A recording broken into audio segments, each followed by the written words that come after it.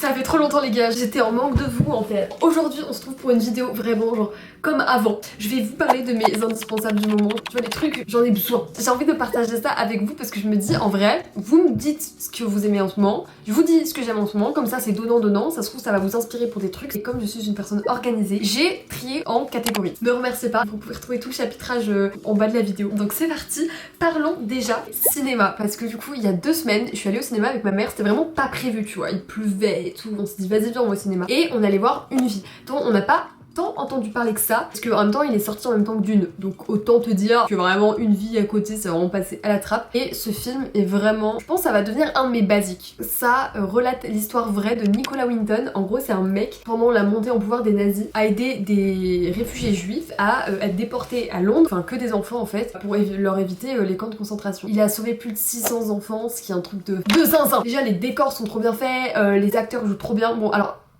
en fait, on n'avait pas checké avant, on arrive et là la séance était en VF. Alors oui, je vais pareil pour la meuf chiante en mode je regarde que les films en anglais, mais les gars ça change vraiment tout. Genre j'étais trop perturbée, j'étais là, je ne vais pas aimer le film. Blandine, tu parles français, à partir de ce moment-là, tu comprends ce qui se passe dans le film, donc j'ai quand même trop aimé. Ça fait vraiment partie de ces films que je serais prête à les revoir avec quelqu'un s'il l'a pas vu. Et moi je suis pas ce genre de personne, tu vois. Quand je dis que je veux le revoir, c'est que vraiment je l'ai trop kiffé, tu vois. Et du coup, ouais, c'est une histoire vraie. Il y a eu une émission à la télé sur lui, en fait. C'était un invité spécial. Et il y avait une des enfants qu'il a sauvé avec lui. Donc là, il était au courant et tout. Donc trop cool. Et là, t'as la présentatrice télé qui fait est-ce qu'il y a d'autres personnes dans le public qui a été sauvée par Nicolas Winton. Et là, t'as tout le public qui se lève. Et genre, le mec était pas du tout au courant. C'est trop beau. Je vous la mettrai si je peux. Can I ask, is there anyone in our audience tonight who owes their life to Nicholas Winton? If so, could you stand up, please?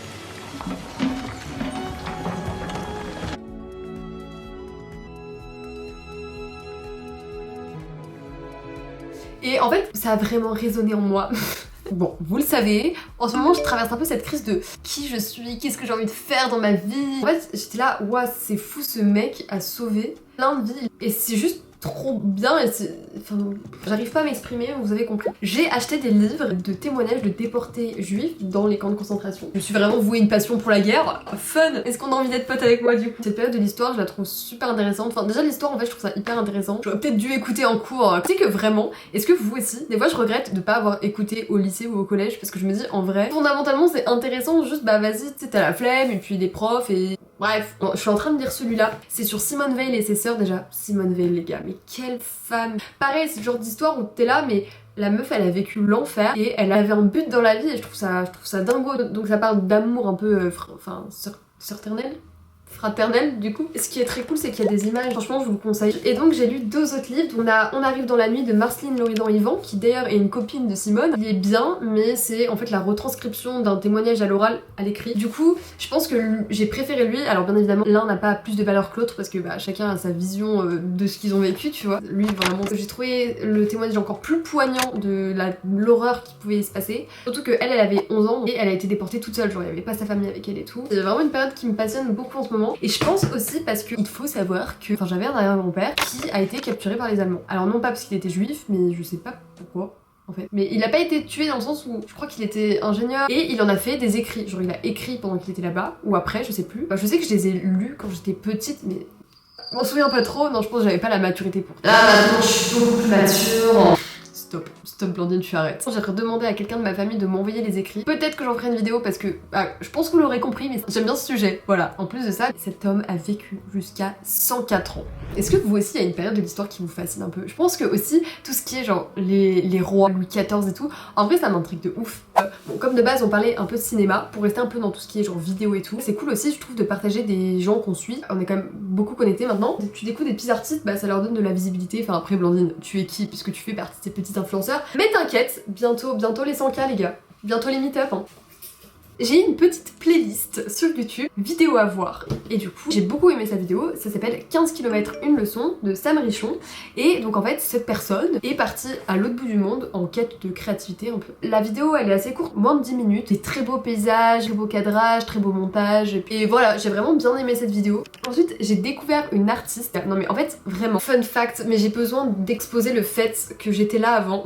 En vrai c'est chiant les gens qui font ça, mais je vais quand même le faire. Quand j'étais plus jeune, je faisais des montages vidéo des edits pour ceux qui voient ce que c'est. Comme je l'ai posté sur Instagram et tout, je cherchais des musiques no copyright. Je me baladais sur YouTube et j'étais tombée sur les musiques de Billie Eilish. Pour vous dire à quel point elle était pas connue, c'est que ses vidéos n'étaient pas copyright. Il y avait pas de crédit. Et j'avais fait un edit sur une petite Jajou. Et aujourd'hui, bah voilà, c'est une femme quand même plutôt connue. Donc je me dis, cette fois-ci, je vais parler de cette personne. Comme ça, je pourrais dire j'étais là avant. Non, je rigole. Mais en vrai, je pense que honnêtement, j'aime vraiment son style et j'espère pour elle qu'elle va encore plus monter en popularité. Donc elle s'appelle Zélie et elle a fait un album qui s'appelle 1 million de petits chocs. Alors j'ai pas écouté tout l'album en entier, j'avoue. J'aime beaucoup la musique fou. Voilà, je vous mets un petit extrait. T'étais fou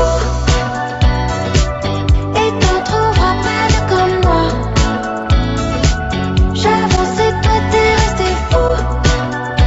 Et je sais pas, j'aime trop un peu ce qu'elle dégage. Et j'aime beaucoup le clip. Je crois que je suis tombée vraiment dessus au hasard.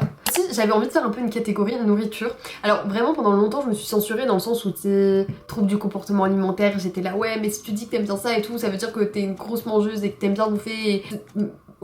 Blandine c'est juste naturel en fait. Donc je vais vous donner mes petits conseils nourriture, ce que j'aime bien en ce moment. Je sais pas vous, mais moi j'ai grave des lubies. En mode il y a des moments où j'ai vraiment envie de manger un truc et genre ça peut durer sur plusieurs jours où je pourrais manger vraiment le même repas tous les jours. Tu sais à un moment je m'en lasse et puis ensuite un jour dans ma vie je vais retomber dessus, je vais te la mais dinguerie. Et du coup j'ai vraiment des cycles de choses que j'aime bien et que je mange. Bref, voilà. En ce moment j'ai redécouvert le Madame Loïc. Les gars, c'est comme du Saint-Mauré, hein, mais c'est un peu breton, donc voilà, les gènes qui ressortent. Vous faites des avocados toast avec ça, me remerciez pas. J'aime trop, sauf qu'en fait le problème, c'est que, vous le savez, j'ai grave des problèmes digestifs et tout. Et en fait, je me suis rendu compte qu'à chaque fois que je mangeais des yaourts, des quiches, des trucs où il y a du lait, je le digère pas très bien. Je suis en train de me poser des questions, et en fait, le truc, c'est que ça me fait trop mal au cœur. Enfin, les gars, je ne peux pas vivre sans fromage. L'autre jour, j'étais en soirée avec des potes, et il y a eu le truc de, si vous aviez le choix, vous mangerez que de la charcuterie ou que du fromage.